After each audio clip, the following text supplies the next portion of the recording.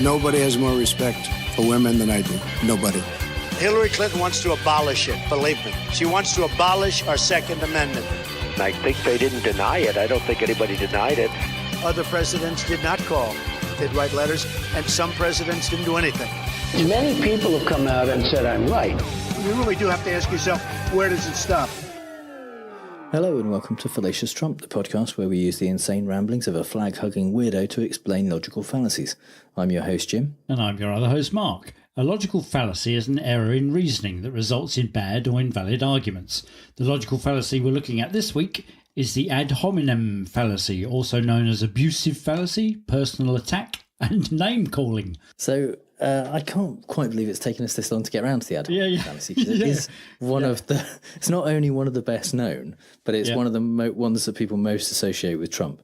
Yeah. And I have to admit that when I wrote the book that this podcast is based on, available in all good bookstores, I did think that this would be so easy to find examples of, but actually it's surprisingly tricky, and that's because of the nature of the ad hominem fallacy, which is, it's Latin for to the man, which is because this is about attacking the person who's making the argument rather than attacking the argument itself. Mm-hmm. But the key point is that it's not just about insulting people. And that's really what Trump does a lot. Yeah.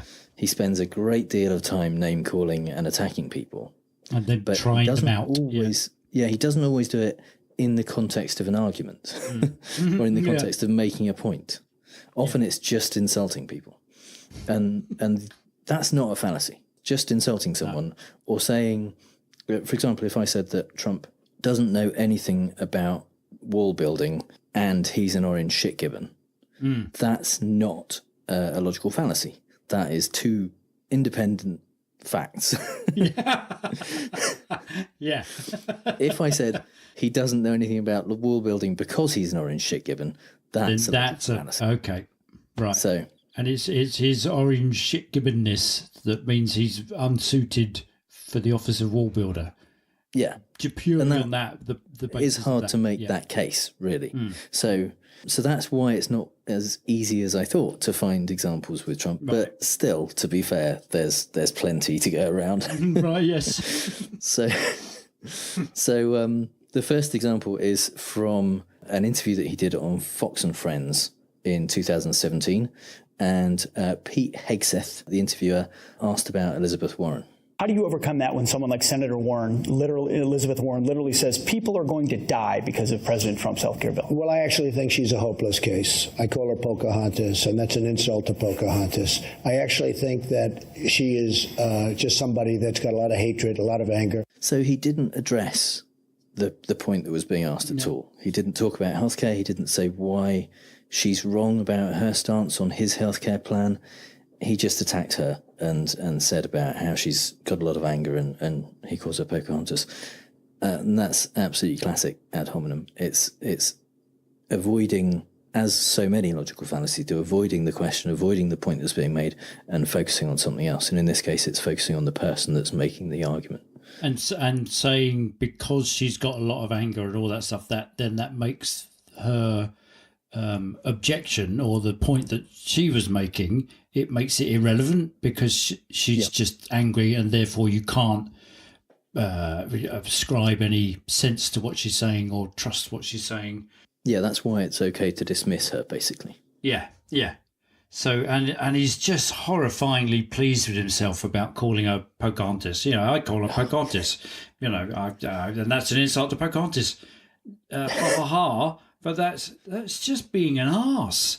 Why does nobody call him out to go, you're the president of the United States. Why are you calling people names? What are you, 8? The thing is, he loves it. He loves calling people's names. He's really good at it. If he had a wider vocabulary, he would be better at it. He would actually maybe come up with some original ones every now and again instead of just reusing the same things and talking about the same insults all over again. He does this a lot as well with Senator Richard Blumenthal. He uses the same attack again and again and again. Back in 2017, when Neil Gorsuch was being nominated for Supreme Court seat, he apparently talked to various senators and had told them that he thought Trump's criticisms of the federal judiciary were disheartening and demoralising. So basically, Gorsuch was talking shit about Trump to the senators. Right. Richard Blumenthal made this public. He basically talked about this to the press, and it was confirmed by other people who were present. And he said that he thought that Gorsuch should basically have the courage to come out and say these things in public. When Trump was asked about this, here's what he said. His comments were misrepresented, and what you should do is ask Senator Blumenthal about his Vietnam record that didn't exist after years of saying it did. So ask Senator Blumenthal about his Vietnam record. He misrepresented that just like he misrepresented Judge Gorsuch. So he's claiming incorrectly that Blumenthal misrepresented what Gorsuch said, and is deflecting by saying, ask him about Vietnam, ask him about his lies that he told about Vietnam. Right. And then tying them together, saying, you see, he's just a serial misrepresenter. Trump brings this up again and again, what Blumenthal said about Vietnam. In fact, on another occasion, he went quite a lot further and said this. That's Blumenthal. He talked about when I was in Da Nang province in Vietnam, and I was fighting up the hill, and men are going left and right of me. They're dying. They're being struck by bullets. But I went back to their rescue. I went back and I got them. And then I made a second attempt. And bullets are going left and right and over my shoulders, and they're hitting my men. And I used to think, wow, this guy's a pretty brave guy. And then I found out he's a fraud. He never was in Vietnam. So that played very well with the rally crowd that he was talking to. Yeah. You might be surprised to find that Blumenthal didn't say some of those things. No. About his military experience. In fact, PolitiFact found literally everything he'd ever said about serving in Vietnam. Yeah. Which constituted 3 events.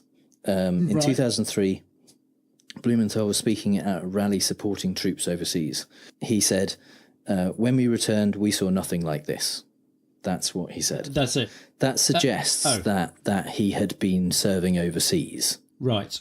He hadn't been serving overseas. In fact, he was in the Marine Corps Reserves, but he served 6 years in DC area and in Connecticut during the Vietnam era. Right. But he didn't serve in Vietnam. So that was his quote. When we returned, we saw nothing like this. Right. And who was he saying that to? He was saying this at a rally supporting troops overseas. So he was basically saying we didn't see any of this support from the people who love the troops when we got back, when we came from Connecticut. Right. Well, again, implying that he'd been in Vietnam or away.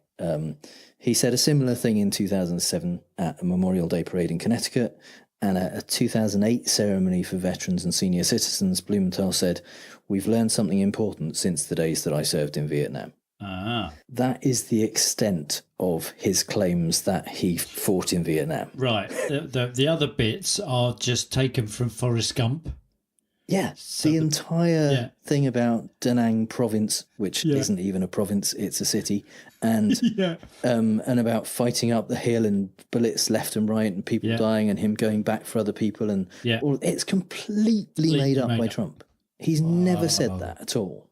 Wow. It's weird. And in fact, in that ceremony in 2008, Blumenthal said we've learned something important since the days I've served in Vietnam. But previously in that same speech, he said that he'd served during the Vietnam era. So he was, it was just another way of saying it, which implied more. And and in 2010, he said, although I did not serve in Vietnam, I've seen firsthand the effects of military action. That's 2 months before the kind of New York Times article that Trump repeatedly references, saying that Blumenthal got caught claiming he was in Vietnam, and he cried and apologized. He didn't cry.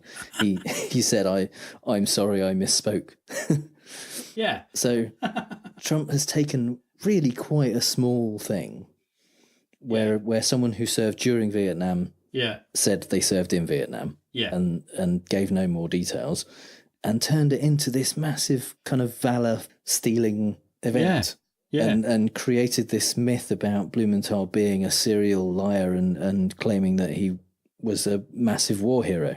And watch this happen every time Blumenthal ever says anything against Trump, Trump will fire back with this insult, with this complaint.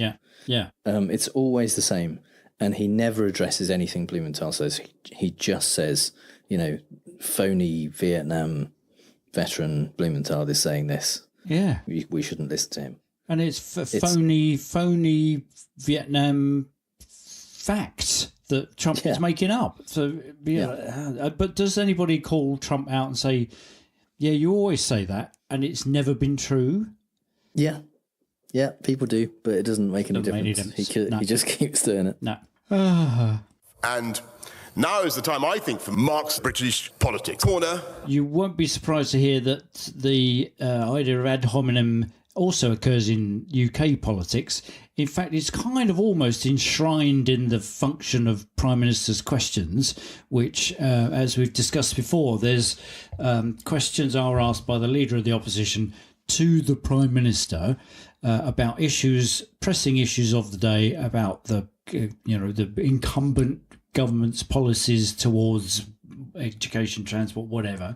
And it seems to be de rigueur for the Prime Minister, who is being asked these questions, to not actually answer them. Surprise, surprise. They spend most of the time deflecting the answers back, batting them back and turning them into questions for the Leader of the Opposition.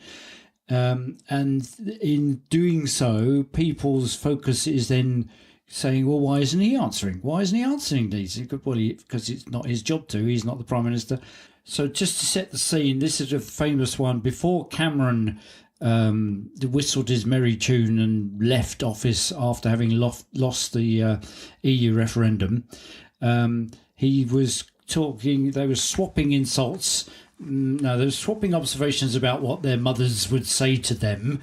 And Cameron launches this one to Corbyn. Oh, I think I know what my mother would say. I think she'd look across the dispatch box and she'd say, put on a proper suit, do up your tie, and sing the national anthem. So they're talking about the National Health Service, and Corbyn is saying, what, you young man, young whippersnapper, Cameron, you slimy git, what would your mother say about, this systematic dismantling of the healthcare service that allows access free? It's a healthcare service that's free at the point of access, regardless of your class and wealth and position in society. You can get free healthcare because of the National Health Service set up by a Labour government after the war. And Cameron, instead of saying, do you know what, Jeremy, you're right, I'm embarrassed. My mother would be disappointed in my sense of entitlement and the fact that I feel that I can rule through that entitlement over people who I've never met, who are worse off than me, without any kind of feeling of remorse or anything. Instead of saying that, he says, well, I know what my mother would say. And he points it straight back to Corbyn, who is wearing a light-coloured jacket.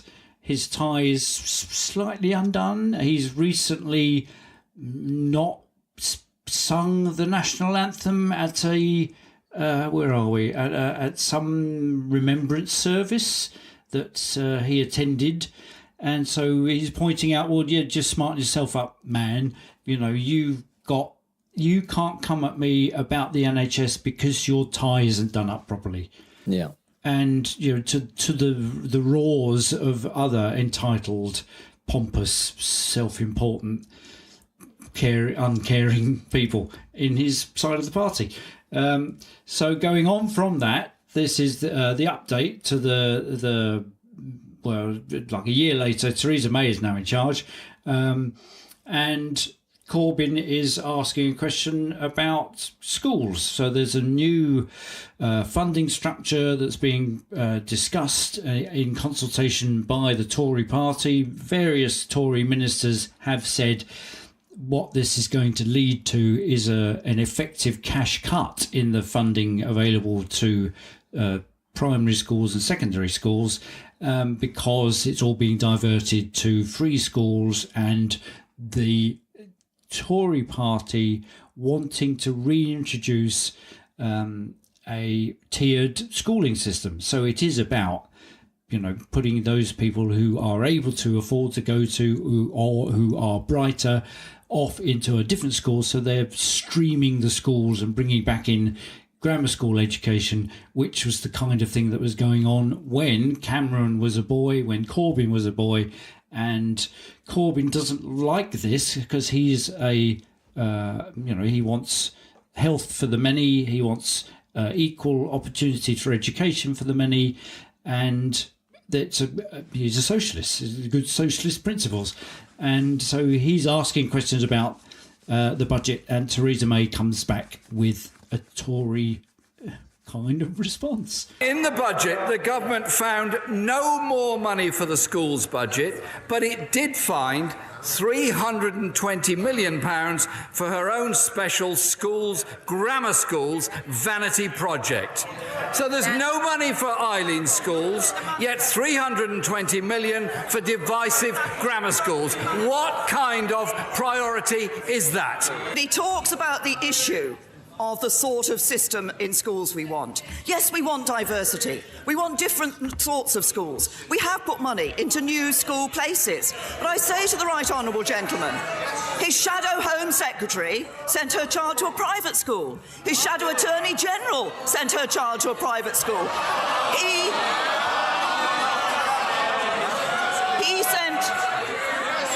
sent his child to a grammar school. He went to a grammar school himself. Typical Labour, take the advantage and pull up the ladder behind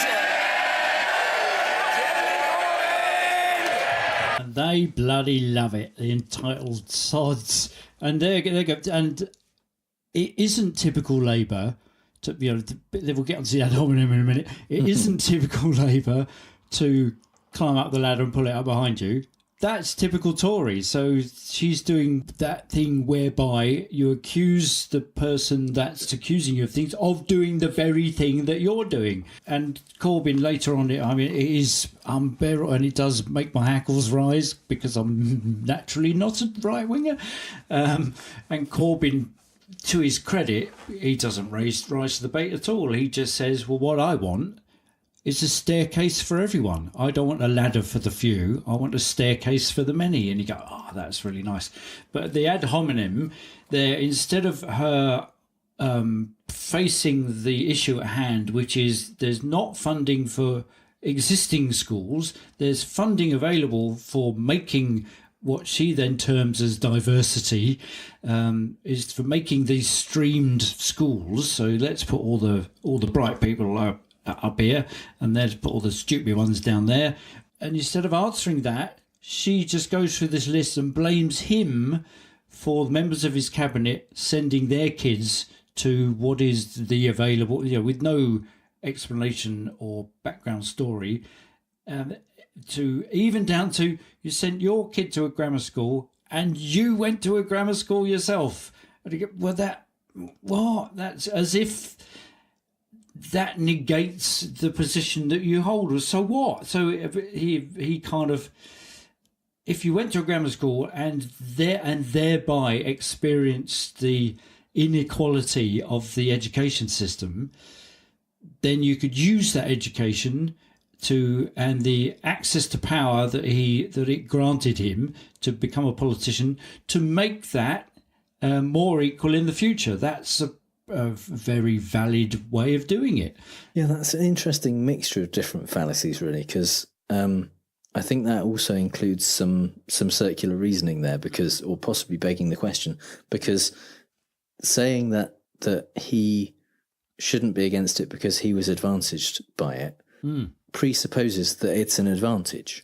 Yeah, which is what he's saying it isn't. Yeah, he's saying it's not an advantage. Yeah, and it hides the fact that she hasn't made any answer at all, and that she's made all these kind of fallacious twists and turns in questionable support of her non-answer, and then it's kind of swamped by this tidal wave of jeering from the benches, so that she doesn't have to give any more detail and just sit there like some kind of smug crow. Yeah, there we go. So my final example was actually Tony Blair, who was the leader of the Labour Party, is joining the ranks of people who are frequently judging Jeremy Corbyn as being morally disgraceful and outside the legitimate parameters of politics, based on the fact that he's kind of, turned up in the same country as a member of a currently banned terrorist organisation. So there's this article written by Owen Jones, who we talked about before, who's quite a left-wing socialist. He's a big supporter of Corbyn, and he starts off by listing the kind of people that Tony Blair hangs about with and regards as palatable. And there are millions of pounds been received by Tony Blair's Institute from Saudi Arabia, a regime where homosexuality is punishable by death. Another client has been the dictator of Kazakhstan, who's paid Blair millions for services rendered, including advice from our former Prime Minister on fixing his reputation after his regime was responsible for the massacre of 15 striking oil workers. Then what's interesting about it is that Owen Jones kind of catches himself out and says, however, raising these points invites an inevitable response, which certainly does from the likes of us, that this is playing the man. It is ad hominem, and you should ignore all that and listen to what Blair has got to say, rather than the fact that he has this reputation for hanging about with dictators, not unlike another orange-faced flag hugger that we know. And what Owen Jones finds interesting in that is that Blair is more critical of his own party's leader than he is of the dictatorships from which he is happy to accept employment. Yeah, I think, again, there's an interesting mix of fallacies there, because it's definitely some ad hominem, but it's also quite a lot of guilt by association. About judging Blair by the people he hangs around with. But it's reasonable to say that he chooses to associate with those people, and therefore that says something about him. There's also, we're discussing here abusive ad hominem, which is the personal attacks and things like that. There's another kind of ad hominem called circumstantial ad hominem, which is where you assume that the arguments people are making are because it's convenient for them in some way, because that helps them. And so that could be argued to be when Owen Jones is saying that Blair associates himself with these people because he takes money from them, and therefore it's convenient for him to make these arguments. It's convenient for him to see them as more acceptable than other people might see them. So there's a little bit of that in there as well, and we'll probably talk about circumstantial ad hominem in more detail. If somebody does that to you, if somebody calls you Pocahontas, and then what can you do? Well, I mean, with Trump, it makes no difference at all, because you could just say, well, it isn't true, it isn't true, it isn't true, and he would just keep doing it. I think it's very difficult if someone is doing it to your face, because then you start defending the attack. Yeah. Because if someone says something negative about you, it's pretty hard to say, and ignoring whether that's true or not, that doesn't affect what point I'm making. That doesn't affect the veracity of what I'm saying, because you can't really usually say I'm not going to address whether the bad thing you've said about me is true. Normally you have to address it. If they are saying it about someone else and you are trying to combat that, then it's okay to say that. Yeah, it's easier to say that. We can say on its face, although he didn't go as far as Trump says, Blumenthal did lie about his military experience. He wasn't in Vietnam. He implied at the worst that he was. Yeah, that's true. It doesn't affect his views on Supreme Court nominees. Yeah. So we should listen to those and judge those views based on whether we agree with them or not, and the logic of the views, rather than based on whether it's true that Blumenthal lied about whether he was in Vietnam or not. Yeah. So, because I think my example of the Prime Minister's questions one is that Corbyn doesn't rise to the bait because if you start defending yourself, it takes you off track. It takes you away from the argument that you're trying to make, which is again, exactly the many point fallacies. And it's the point of the ad hominem attack in the first place, is to make you do that. And of course, if you don't defend yourself, then you can be accused of saying, you see, he didn't deny it. I don't think anybody denied it. Absolutely. You're damned if you do and damned if you don't.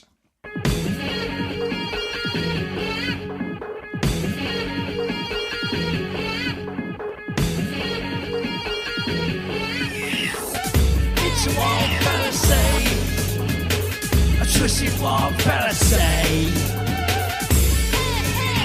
It's a wild fallacy, a twisted wild fallacy. It's a wild fallacy, a twisted wild fallacy. A fitting tribute, I think. It is tribute to the late Keith Flint of the Prodigy. Their version of Fallacy Starter, I guess you would call it. Very sad. Dude. I have been quite affected by that. He's a bit of a hero of yours. Well, it turns out, because I play the Outbursts, who provide our theme tune. I play for them, and we are sort of a punk devotees of the punk movement from the 70s. And I think what the Prodigy and Keith Flint did was punk for the rave generation. So we kind of suddenly realised that's why we really liked that music in the 90s, because it's got that, angry sort of handmade feel about it. So he's been quite missed. So I thought that would be a fitting tribute. I'm sure he'd appreciate it. So in the Fallacy in the Wild, we like to talk about the Fallacy of the Week from a non-political perspective. And our first example this week, we talked about DirecTV in our Slippery Slope episode. They have some brilliant adverts using the Slippery Slope fallacy in a humorous way. Don't sell you here. And this example is from Time Warner Cable calling out DirecTV directly. Here's something DirecTV won't tell you. They hate puppies. Fact. They charge you every month for HD service. Fact. Time Warner Cable HD is free. Saves you what could be hundreds of dollars. Fact. You could spend those hundreds of dollars on like a mountain of dog food. Fact. Puppies love dog food. Therefore, DirecTV hates puppies. Who hates puppies? Free HD, DirecTV doesn't have it. Time Warner Cable Digital Cable does. Time Warner Cable, the power of you. That's brilliant, isn't it? There's kind of something compelling about the inevitability of that logical, progression. You just go, absolutely. Sets up every step in the chain to prove. And they're all facts. They are facts. Yeah. You could spend hundreds of dollars on puppy food. You could. That's a possible choice. It's not the only one, but yeah. So the argument that's being made, and implied at least, is you should not use DirecTV because they hate puppies. Yeah. That's the implication. Obviously, those two things not really linked. Even if DirecTV do hate puppies, doesn't mean their service isn't as good as Time Warner. Don't know if it is, but that's a non sequitur, logically speaking. So the second example is from a play, which I have really struggled to find an audio clip of, because this part of the play is from The Crucible by Arthur Miller, and it's not in the film. The Daniel Day-Lewis Winona Ryder thing. This bit is not specific. Oh, right. So this is from the stage version. Yeah. This is from the stage play. So this is where Proctor, which I believe is the Daniel Day-Lewis character, is giving evidence, and he is talking about how he's asked if he is a Christian, basically. Yep. And he says, "God, surely I do love." And a member of the congregation, Cheever, says, "He plough on Sunday, sir." And the judge says, "Plough on Sunday." Cheever says, "I think it be evidence, John. I am an official of the court. I cannot keep it." And Proctor admits, "I have once or twice ploughed on Sunday. I have 3 children, sir, and until last year my land give little." So from that point, his testimony about whether these people are witches or not is dismissed. Not because of the testimony, the quality of the testimony, whether he knows anything about them or anything like that, but because he works on this, or has worked on the Sabbath. and therefore isn't a good enough Christian. And right, okay. Yeah, so the argument is dismissed because of the man rather than because of the argument. So we're gonna play fake news, folks. I love the game. It's a great game. I understand the game as well as anybody. Yes, it's time for Fake News, the game where I read out 3 Trump quotes, 2 of which are real and 1 I made up, and Mark has to figure out which one is fake news. Mm-hmm. Now, in the last week or so, Trump gave an extended, unhinged rant of a speech, which could be said about any 7 days, really. Exactly, yeah. So how do we distinguish this week from any other? Yeah, but this one in particular, which was at CPAC, was actually according to some sources that I've read, the longest presidential oration in history.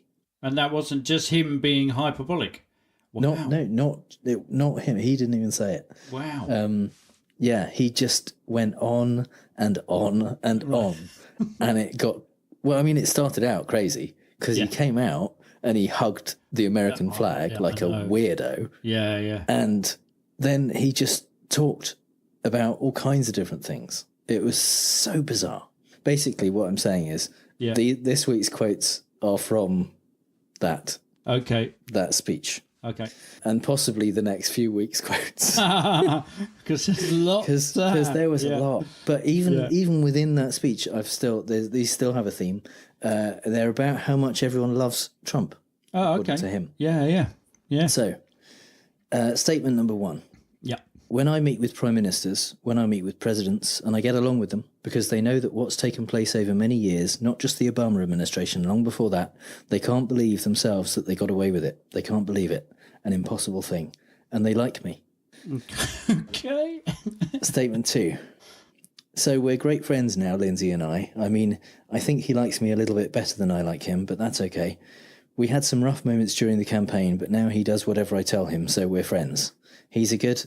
And even little Marco Rubio says nice things about me. It's true. Can you believe it? It's true. He was talking about Lindsey Graham at the beginning. Yeah. And statement number 3, he's talking about the Democratic governor of California, Gavin Newsom. Yeah. But he called me up the other day recently, let's say 4 weeks ago or so. He said, I just want to tell you you're a great president and you're one of the smartest people I've ever met. That's what he said. Now, that's what he said. Will he admit it? No, I doubt it, but that's what he said. And you're doing a great job. So, yeah, that's a typical Trumpism, isn't it? Where he just says, that's what he said, but he won't say that. He won't ever say it. So you could... Yeah, don't ask him about it because he'll just deny it. He'll just deny it, and what that does is just prove the strength of his feeling. He just go, what? Yeah. Okay, right then. So yeah, everybody likes him. He's doing a great job. We all like him. No. Okay. Well, I think number 2 is real. Because likes me a little better than I like him. But I think he hated him, didn't he? Because of what happened in the campaign. Because he beat him right at the early primaries.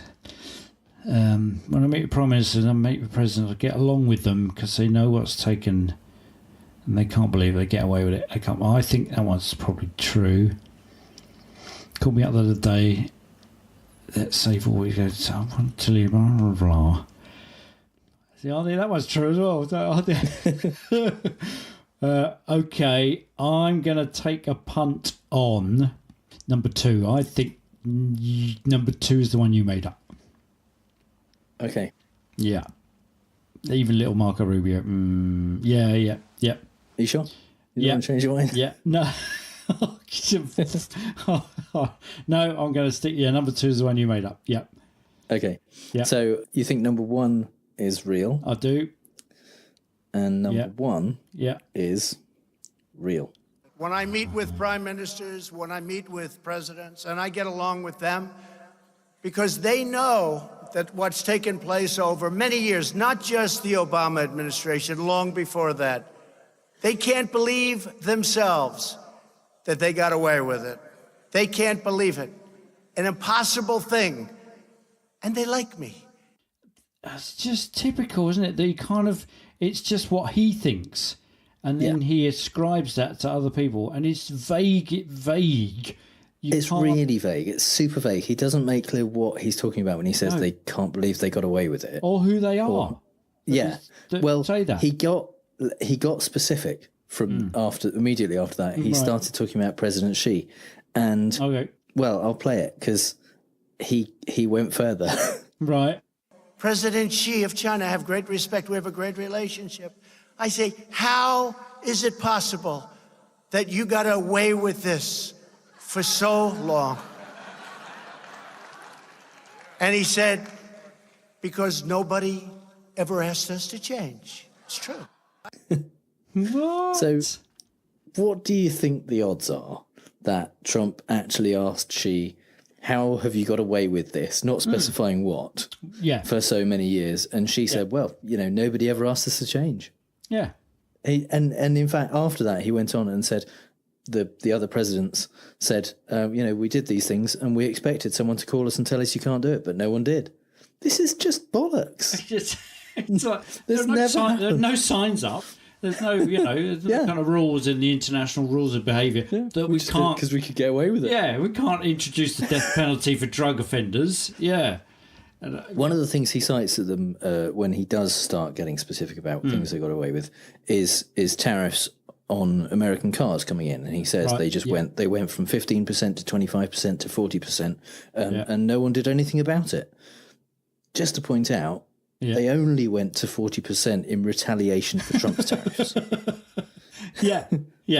What? So that was number one. Yeah. So you think number three is real? Yeah. You're a great president. You're one of the smartest people I've ever met. I think that's real. Okay. Yeah. Number three is real. But he called me up the other day, recently, let's say 4 weeks ago or so. He said, I just want to tell you, you're a great president, and you're one of the smartest people I've ever met. That's what he said. Now, that's what he said. Will he admit it? No, I doubt it. But that's what he said. And you're doing a great job.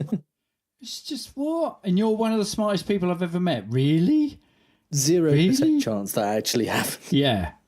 So what? This is Democratic governor of California. So this is not Lindsey Graham. People I've ever met, and you're doing a great job. I just want to tell you, you're a great president. Will he say that? No, I doubt it, because he never did. That's what. No chance that happened. What the? And you're one of the smartest people I've ever met. Well, now what this means is that you've won again. You've had, 2 in a row. Hey, this is your longest streak. You've equalled your longest streak. Exactly. People tell me I'm doing a great job. Yeah. Which puts you for the first time. Above chance. Oh yes. You are now on 35%. Oh right. You see, congratulations. Tenacity and stick-with-itness and blind luck. They're all combining. Now, I think what this betrays is the fact that I am just having a lot of trouble being as crazy as Trump. He's getting worse. Yeah. He really is. Yeah. I can't keep up with how insane you need to be to sound like Trump. So, and actually, the ones that are, yes, you can't. You're not insane enough. They need to be more random. Oh my God, that would just drive you mad, though, wouldn't it? If you're going to try and be as mad as him, it's really hard because there's so many bits of that speech, the 2-minute speech, that just they're kind of rambling, going from one topic to another in the middle of a sentence, and it's hard to listen to, let alone try and replicate. Well, it's complete. It is one long non sequitur, isn't it? And the thing is, I mean, they say it's the longest speech in presidential history, but to be honest, I mean, what constitutes a speech? I'm not sure it was a speech. Just really. Standing up and using the power of speech. Yeah, it was him talking in front of a large number of people. Yeah. I'm not sure that's enough. It's not a speech, no. It's not the Gettysburg Address, is it? It's not, no. So, podcast listeners, I really need your help to pull Mark. If you are insane and think you can make up a convincing fake Trump quote, please send it to me You can Saves share you this the episode on pain of Twitter. having to listen to Trump. Include your quote in the hashtag Fallacious Trump, and I'll pick the best one, and you'll be podcast famous.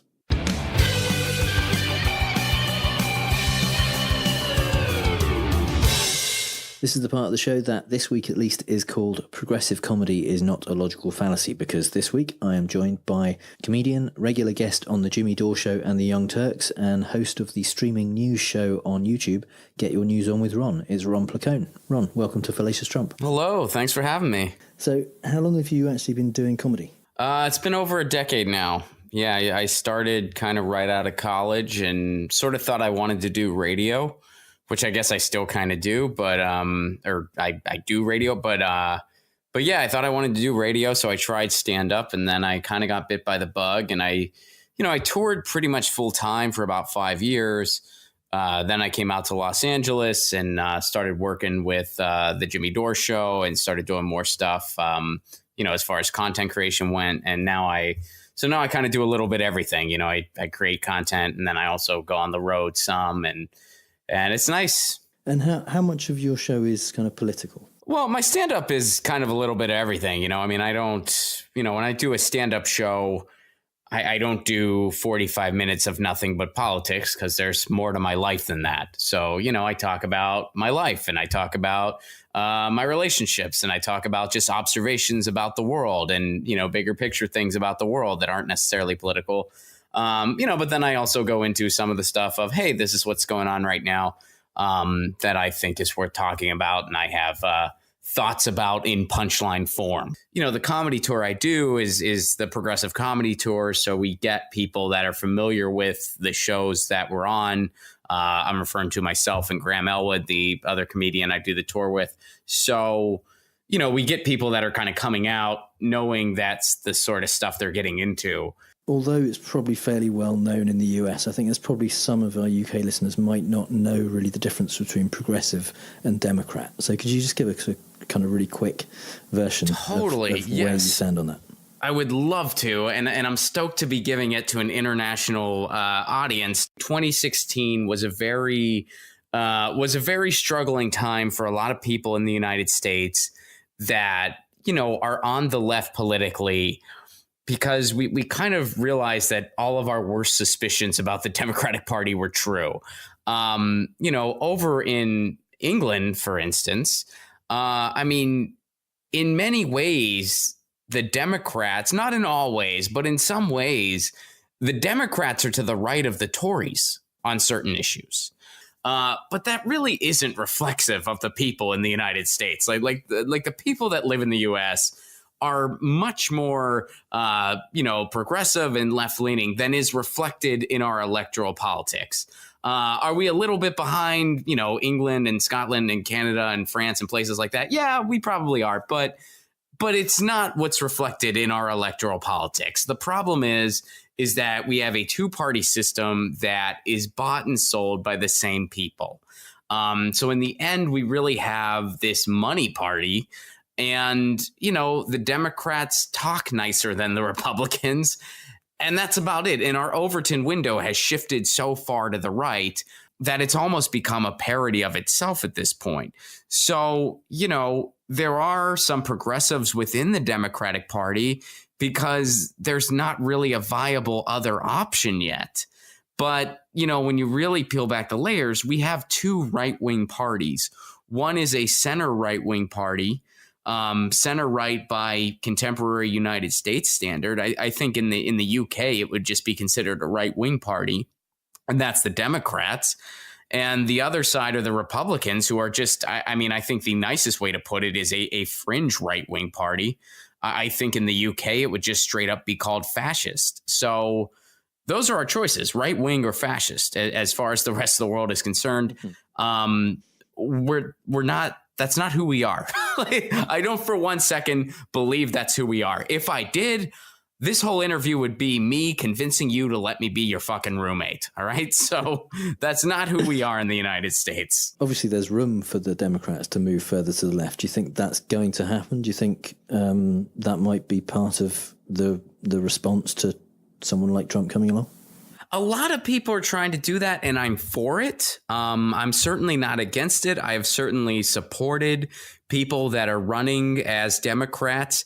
I would like a viable third party in the United States. And the problem is that it's really set up to prevent something like that from happening. I mean, there's laws as far as debates go. There's laws, as far as funding goes, where it's like you're just going up against these two behemoths that take the same donor money. So basically, corporations in the United States, they're going to win no matter what because they bet on both horses, so to speak. I think it's possible we could build a viable third party outside of the system that they would have to kind of give lip service to. I mean, the last time we had a viable third party in the U.S. was, I think it was in the 1800s range when the Republicans, just became the Republicans in name only, and then eventually led to the party they are today. So it's been a long, long time, but it's not impossible. And what I like to tell people, I'm like, look, history repeats itself. Sometimes it takes a really long time, but history does repeat itself. Look at right now. We have wealth disparity that hasn't really been seen since ancient Egypt, pretty much. History repeats itself. Sometimes it just takes a while. I think it's time for a new party. And how important do you think comedy and satire is in helping that to happen and in kind of informing people about what's going on?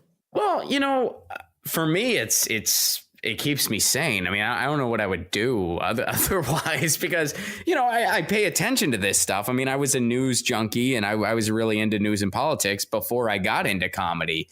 Some people it's the other way around. Some people are in my boat. It depends on the person. But, so I always talked about politics and stuff like that. And for me, it was kind of a vehicle and a coping mechanism and just an essential creative outlet. I like to paraphrase Harvey Pekar. Life is about love, gigs, and being creative. So, you take something you're passionate about and you try to be creative about it. At least that's what I try to do. And I think for audiences, a lot of times, what I've learned with, especially Get Your News On with Ron, the whole purpose of that show or the premise of that show is that, hey, the world is pretty bleak. It's a lot more easy to digest if we figure out what's going on each morning together as a group with a goofball lefty comedian leading the way. So that's like the premise of the show. People send me what's going on in the world. Like the whole idea of it is that I don't have this pre-planned. I don't have a pre-planned show for the audience. The audience tells me what's going on and we talk about it together and we find out about stuff in real time.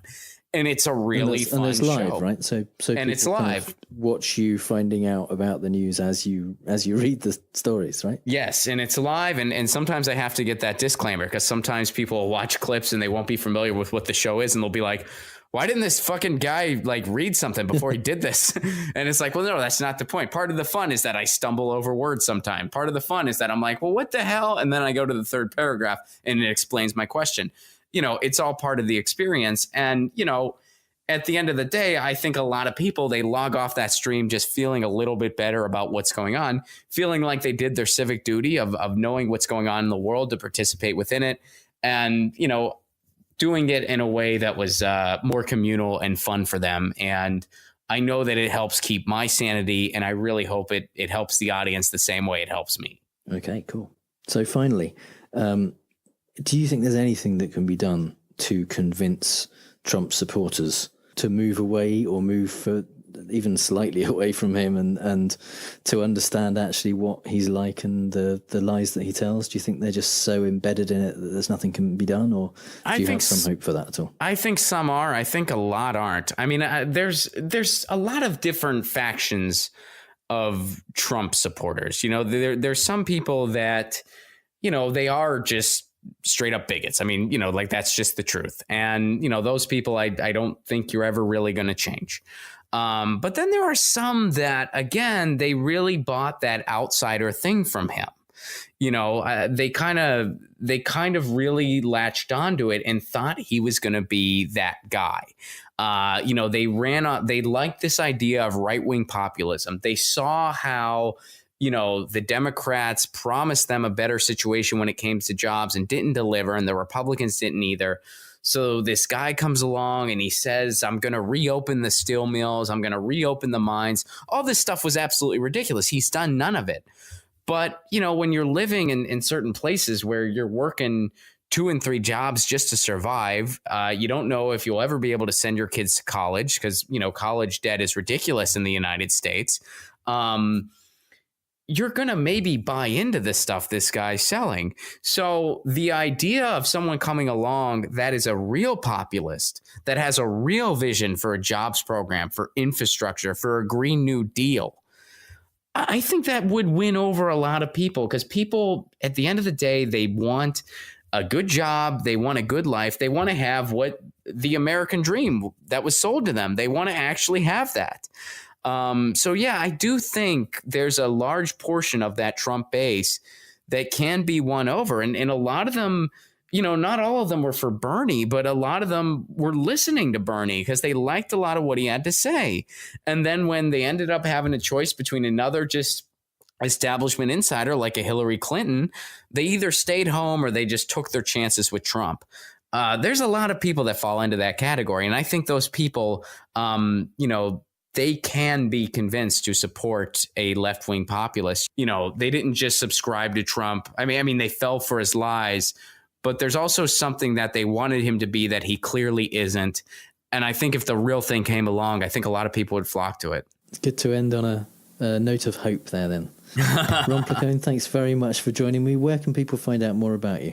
So my website is ronplacone.com, and that's kind of the best wheelhouse for me. On Twitter, I'm at Ron Placone, youtube.com/Ron Placone, and that's where Get Your News On with Ron streams every Monday through Thursday at 1 p.m. Eastern Time, 10 a.m. Pacific Time, which I think is 6 o'clock over in England. Am I correct? That sounds about right, yeah. So it's evening. Like It's evening over in England. So, you know, give it a go if you think you might like it. Well, thanks very much. It's been great to speak to you. Thank you.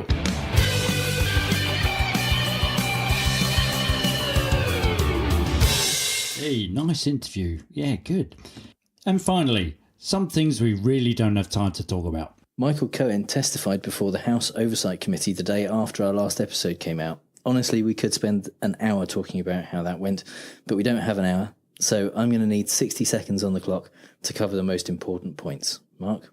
Okay, 60 seconds on the timer. Go. Despite Florida Congressman Matt Gaetz' attempts at open witness intimidation over Twitter, Michael Cohen appeared before Congress and began with a prepared statement where he called Trump a racist, a con man and a cheat, and alleged that Trump knew about Roger Stone's dealings with WikiLeaks before the first release of Hillary's emails. He claimed that Trump closely monitored the Trump Tower Moscow deal well into 2016 and presented documentary evidence of the hush money payments made to Stormy Daniels, including checks drawn on Trump's personal account, saying others were also drawn on other accounts and signed by Trump, Alan Weisselberg, and Don Jr. Speaking of Don Jr., during the testimony, he retweeted a journalist who said that Cohen was, quote, a man with nothing left, with no reason to lie or obfuscate at all. Whoops. Cohen claimed that Trump had asked him to threaten people as many as 500 times, including threatening the schools and colleges Trump attended to never release his grades or SAT scores. Republican senators used their questioning time to get Cohen to admit he's lied in the past, forgetting that those lies were claims that Trump didn't commit any crimes. Democrats actually asked some questions. Jamie Raskin got Cohen to accuse Trump lawyer Jay Sekulow of editing the Trump Tower Moscow testimony to make it less truthy, while Alexandria Ocasio-Cortez had Cohen admitting that Trump committed insurance fraud by inflating the value of his properties and claiming that witnesses to this included Alan Weisselberg and someone brilliantly called Matthew Calamari. Matthew Calamari. Brilliant. Bloody hell. In what reads like an end credits sequence or a roll call of the departed from a war, a House of Representatives panel led by Democrats has sent 81 document requests to a list of Trump associates, ranging from press cheerleader Hope Hicks to evil empire Cambridge Analytica. Even good old embassy-bound Julian Assange gets a look in. House Judiciary Committee Chairman Gerald Nadler told ABC, "We do not now have the evidence all sorted out and everything to do an impeachment. Before you impeach somebody, you have to persuade the American public that it ought to happen." Well, maybe sometimes it does sound like almost 100 fishing reels being cast out at once, but I don't care. It is as music, sweet music to my ears. Trump just can't understand people who don't name their companies after themselves, which is why he said this while sitting next to Apple CEO Tim Cook this week. We appreciate it very much, Tim Apple. It's almost a year since he called Lockheed Martin CEO Marilyn Houston Marilyn Lockheed, Rumour has it that he's been trying to set up a meeting with Larry Google and Mark Facebook. I was toying with names for how would Donald kind of name his, fit his occupation in part of his name. So I think we should just start calling him Donald Collusion from now on. Gerald Nadler also said, over the last several years, President Trump has evaded accountability for his near-daily attacks on our basic legal, ethical and constitutional rules and norms. And it seems, as the saying goes, many people think he's right. A Quinnipiac University poll shows 64% of registered voters said Trump had committed crimes before entering office, and nearly half of voters, 45%, think he's committed crimes while serving as president. Despite Trump's popularity in the GOP, even a third of Republicans said Trump had engaged in criminal activity before his presidency. Perhaps this is what Gerald means by persuasion. Well, take heart, Donald. You'll be okay. Nobody believed the poll that put you in the White House in the first place. And the best thing is his approval rating among Republicans is still somewhere around 80% or something. So that means there's a good chunk of people who believe he committed crimes and just don't care. They still approve of it. Yeah. After Democratic Congresswoman Ilhan Omar made remarks about pro-Israel politicians pushing for allegiance to a foreign country, Republicans immediately started calling her anti-Semitic and publicly demanding something be done. Many Democrats agreed that Omar's comments were unacceptable, so they drafted a resolution condemning anti-Semitism and added in condemnation of Islamophobia, homophobia, racism and all forms of bigotry. Suddenly, Republicans were all, no, wait, that's not what we meant. Let's not go crazy. We just wanted the brown lady to shut up.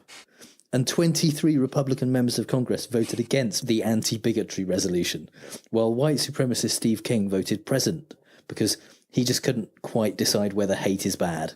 Just when you were thinking that Jarvanka and Ivarid had immense integrity, experience, wisdom and verisimilitude, or how else would they have been granted top White House security clearance for the jobs they obviously fought so hard to prove their suitability for, it turns out that Trump leaned on Chief of Staff John Kelly and White House counsel Don McGahn to grant the clearances, so it didn't look like he was favouring his family.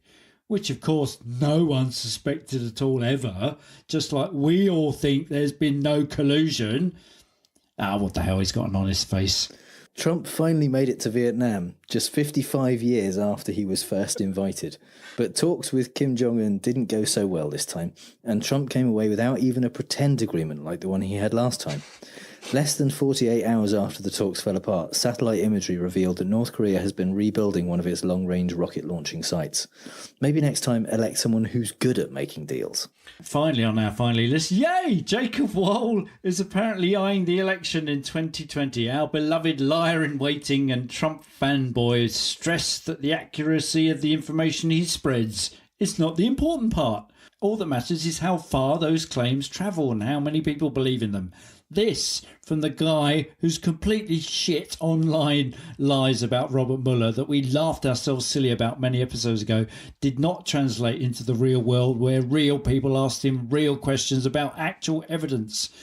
The interview with him in USA Today includes the line, Wall said he yearns for the days before he was born. So do we, Jake. So do we. So that's all the bad arguments and faulty reasoning we have time for this episode. You can find the show notes at fallacioustrump.com, and if you hear Trump say something stupid and want to ask if it's a fallacy, our contact details are on the contact page. This week I was a guest on the Drop the Pilot podcast, where I talked about the short-lived TV adaptation of the 1987 film Adventures in Babysitting. If you'd like to listen to that, the link is in our show notes on the website, and if you have a podcast that you'd like either Mark or me to appear on, get in touch with us through the website. If you think we've used the fallacy ourselves, let us know, and if you've had a good time, please give us a review on iTunes, Stitcher or wherever you get your podcasts. And you can support the show on our Patreon page at patreon.com/ftrump and help us on our way to our next Patreon goal, where we'll watch Ghosts Can't Do It and mercilessly take the piss out of Trump's acting abilities for your pleasure. And there's still time to vote for Fallacious Trump in a competition where we can win some cool podcasting gear to make the show sound even better. So if you have 5 seconds to spare, please go to fallacioustrump.com/vote and click on the heart. All music is by The Outbursts and was used with permission. I'm off on a fancy holiday in the Australian sun next week, so we'll be back in 3 weeks instead of the usual 2, because the show just wouldn't be the same without me. So until the next time on Fallacious Trump, we'll leave the last word to the Donald. That's right. Go home to mommy. Bye. Bye.